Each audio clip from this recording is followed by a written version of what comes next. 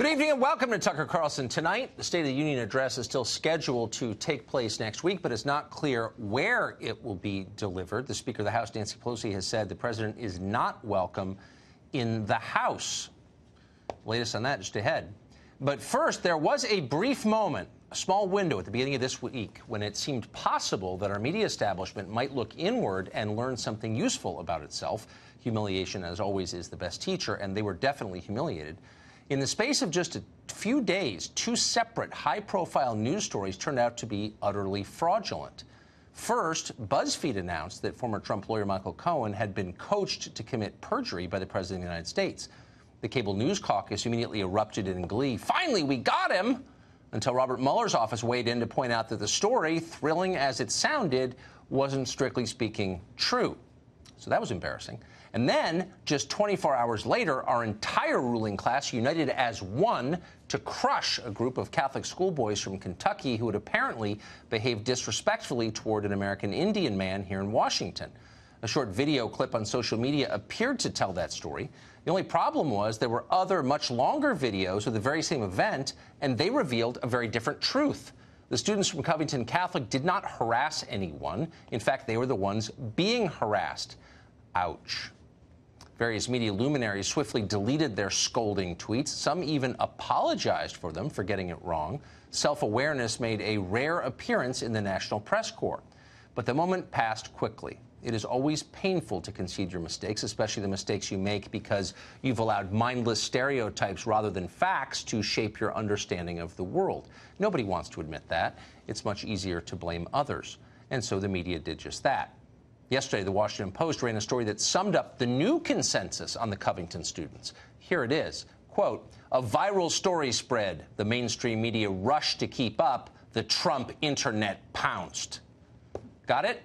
The real villains here are not the journalists who pushed for innocent kids to be expelled from school and punched in the face. The real bad guys are the people who were offended by the fake story. They're the ones who, quote, pounced. That's what bad people do in Washington Post headlines. They pounce. So, having absolved themselves of any wrongdoing and recast themselves as the real victims here, the media went back on the offensive against the Covington students.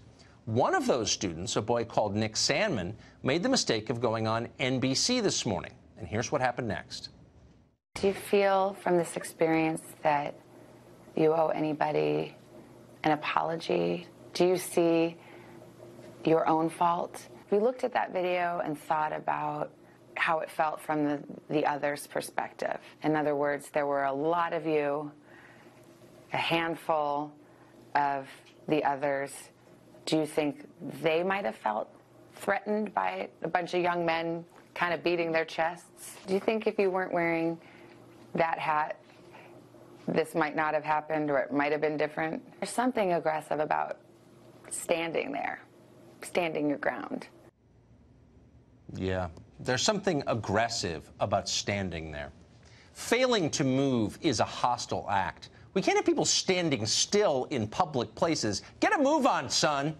That's what NBC is telling us. Just kidding. NBC is actually fine with people standing around, most people anyway. Go ahead and make the case for loitering laws and see what happens. NBC will attack you as a fascist before you finish the sentence. NBC just doesn't think that people like Nick Sandmann should stand in place. It's, quote, aggressive. George Orwell imagined a world like this 70 years ago in 1984. For the disfavored, Orwell wrote, the smallest thing could give you away: a nervous tic, an unconscious look of anxiety, a habit of muttering to yourself. To wear an improper expression on your face was itself a punishable offense. There was even a word for it: face crime. Nick Sandmann committed face crime on Friday. There was just something about his face, something aggressive and sneering. For that crime, some of our superiors don't believe that Nick Sandmann ought to be allowed to speak in public. Let MSNBC's Eddie Gowd explain. There was this attempt to kind of give a fuller account of the young man. And I think a lot of folks were asking the question, why do we always do this in these sorts of cases when white boys are involved? We give privilege to these white kids. He can sit down with Savannah Guthrie and redeem himself. But then there are all of these other folk who we just presume, who aren't so innocent. Privilege. That's the real problem here. Nick Sandmann has too much privilege. So says the tenured Princeton professor with the cable contract. That professor, by the way, works 9 months a year for a guaranteed salary that puts him in the top 2% of all wage earners in this country. His day job has so few demands that he can spend most of his time sitting around a TV studio wearing makeup. And yet he is still the victim of Nick Sandmann's privilege. The Ivy League professor has far less privilege than Nick Sandmann, who is a Catholic school student from one of the country's poorest states. Way less privilege. Doesn't even compare. That's the case they're making. Let's be honest. This entire conversation isn't really related to what happened outside the Lincoln Memorial last Friday. The people who are angriest at Nick Sandmann and his classmates don't actually care what happened there. They don't even know. They haven't watched the video. They don't plan to. This is not an argument about facts and evidence and truth. It's an argument about identity. The Kentucky students are being attacked for who they are, not for what they did or didn't do. The sooner the rest of us understand that, the sooner we will understand what is at stake here. Everything is at stake here. Most specifically, our ability collectively to live at peace in a multi-ethnic society. There's no longer an overwhelming majority group in this country. It is a diverse country, as we're often told. There's nothing wrong with that, but it takes thoughtful leaders to pull it off. The presumption of equality is a prerequisite for a diverse country.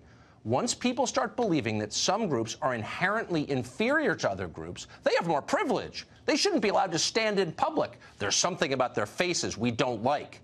When people start thinking that, the whole project falls apart. People start hating each other, and not hating each other for their opinions. We could fix that. People's views evolve over time. Political divisions can heal, and often do. But fights over identity do not. They are different. Identity does not change. It cannot be moderated or controlled. It's inherent. We're born that way.